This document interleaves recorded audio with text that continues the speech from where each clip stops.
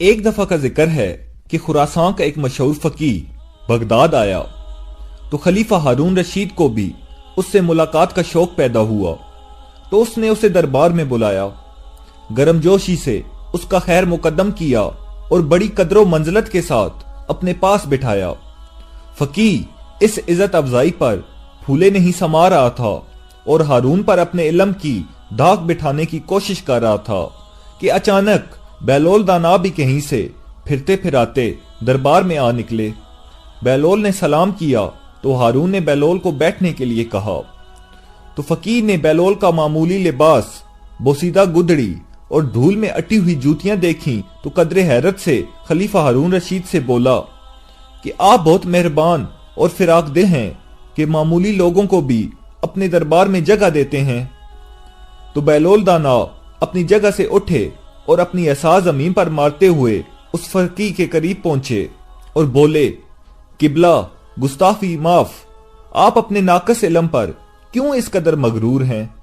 آپ میری ظاہری حالت کا خیال نہ کیجئے اور میرے ساتھ علمی مباحثہ کرنے کے لیے تیار ہو جائیں تاکہ آپ کو پتہ چلے کہ آپ کچھ بھی نہیں جانتے۔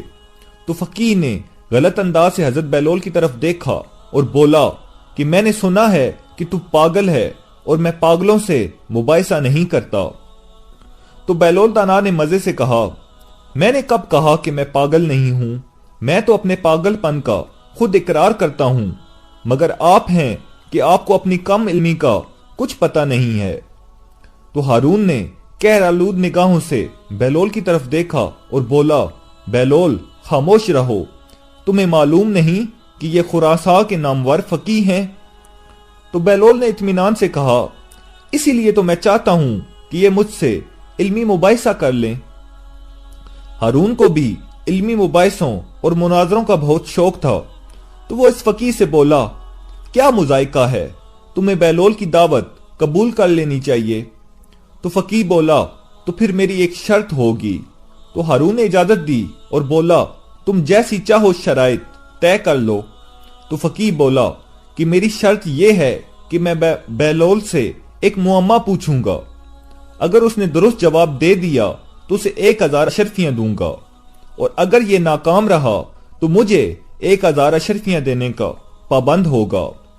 تو بہلول دانا مسکرائے اور بولے کہ ہم فقیروں کے پاس مال دنیا کہاں، ہاں میں خود کو آپ کے سپرد کر سکتا ہوں کہ آپ ایک غلام کی طرح مجھ سے کام لیں اور اپنی 1000 اشرفی پوری کر لیں، اور اگر میں 1000 اشرفی جیت گیا تو وہ تو ناداروں اور محتاجوں کا حصہ ہے ہی، کہ امیر المومنین حضرت علی مرتضیٰ فرماتے ہیں کہ جہاں بھی دولت ضرورت سے زیادہ ہے وہاں یقیناً کسی حقدار کا حق ضائع ہو رہا ہے۔ تو فقیہ نے کہا کہ مجھے منظور ہے، اور کیا تم تیار ہو کہ میرا معمہ حل کرو؟ تو بہلول نے جواب دیا، بے شک میں تیار ہوں، آپ عرض کریں۔ تو فقیہ نے ہارون سے پوچھا، علی جا آپ کی بھی اجازت ہے؟ تو ہارون نے شاہی انداز سے کہا کہ اجازت ہے۔ تو فقیہ نے اپنا معمہ پیش کیا کہ ایک گھر میں ایک عورت اپنے شرعی شوہر کے ساتھ بیٹھی ہے، اسی گھر میں ایک شخص نماز پڑھ رہا ہے اور دوسرا روزے سے ہے۔ اچانک دروازے پر دستک ہوتی ہے اور ایک ایسا شخص اندر داخل ہوا کہ جس کے آ جانے سے شوہر اور بیوی ایک دوسرے پر حرام ہو گئے، نماز پڑھنے والوں کی نماز باطل ہو گئی اور روزے دار کا روزہ بھی باطل ہو گیا۔ تو کیا تم بتا سکتے ہو کہ باہر سے آنے والا شخص کون ہے؟ تو دربار میں سناٹا چھا گیا اور لوگ ایک دوسرے کا منہ تکنے لگے۔ تو بہلول دانا نے جلدی سے کہا کہ گھر میں داخل ہونے والا شخص اس عورت کا پہلا شوہر ہے جو سفر پر گیا ہوا تھا، جس کے بارے میں یہ خبر ملی تھی کہ دوران سفر انتقال کر گیا ہے۔ اس عورت نے حاکم شرع کی اجازت سے اسی مرد سے عقد کر لیا تھا جو اس کے برابر میں بیٹھا ہوا تھا۔ انہوں نے 2 مردوں کو اجرت دی تھی کہ وہ مرحوم شوہر کی قضا نمازیں ادا کریں اور روزے رکھیں۔ اسی اثناء میں پہلا شوہر سفر سے واپس آ گیا، کیونکہ اس کی موت کی خبر غلط تھی، چنانچہ اس کے آتے ہی دوسرا شوہر اس عورت پر حرام ہو گیا ان دو مردوں کی نماز اور روزے باطل ہو گئے جو شور کو مردہ سمجھ کر اس کے لیے پڑی اور رکھے جا رہے تھے۔ تو ہارون نے تعریف کرتے ہوئے کہا کہ مرحبا مرحبا، بہت خوب بیلول، بعض اوقات تو تمہاری دیوانگی فرزانوں کو بھی مات دے دیتی ہے۔ باقی وزیر اور امیر بھی داد تحسین دینے لگے۔ شور کچھ کم ہوا تو بیلول دانا کہنے لگے، کیا عالی جا کی اجازت ہے کہ میں بھی حضرت فقیہ سے ایک سوال کروں؟ تو ہارون نے کہا کہ اجازت ہے۔ تو بیلول دانا نے فقیہ سے پوچھا، کیا آپ تیار ہیں؟ تو فقیہ نے ناک چڑھا کر کہا، ضرور پوچھو۔ تو بیلول دانا بولے کہ فرض کریں کہ ہمارے پاس ایک مٹکا شیرہ اور ایک مٹکا سرکہ موجود ہے، ہم اس سے سکنجبین تیار کرنے کے لیے ایک پیالہ سرکہ اور ایک پیالہ شیرہ مٹکوں میں سے نکالتے ہیں اور دونوں کو کسی برتن میں ملا دیتے ہیں۔ اس وقت پتہ چلتا ہے کہ اس میں تو ایک چوہا مرا پڑا ہے، تو کیا آپ بتا سکتے ہیں کہ وہ مرا ہوا چوہا سرکے کے مٹکے میں تھا یا شیرے کے مٹکے میں؟ ہارون محفوظ ہوا اور اہل دربار بھی مسکرائے۔ سب کی نگاہیں فقیہ پر لگی ہوئی تھیں کہ وہ اس معمے کو کس طرح حل کرتا ہے۔ وہ گہری سوچ میں غرق ہو گیا اور بہت دیر تک ایک لفظ بھی نہ بول سکا۔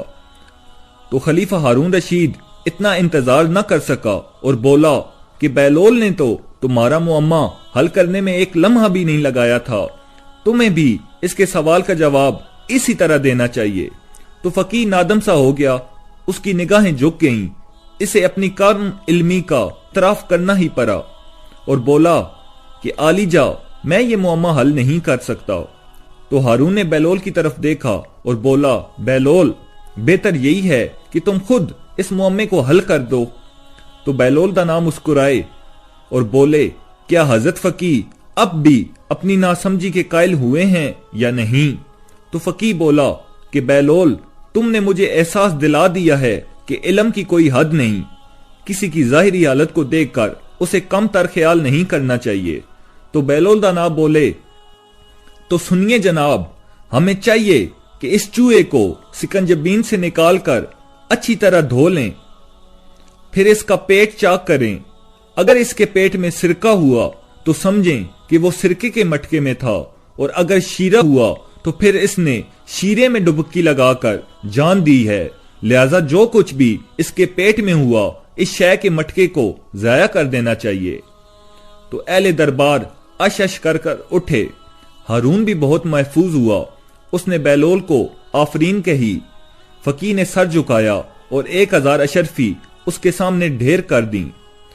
تو بیلول دانا نے تمام اشرفیاں سمیٹ کر اپنی جھولی میں ڈالیں اور محل سے باہر نکلتے ہی ضرورت مندوں میں بانٹنے لگے۔ جب وہ اپنے بسیرے پر پہنچے تو ان کی جھولی خالی تھی۔ اللہم صلی علی محمد و آل محمد۔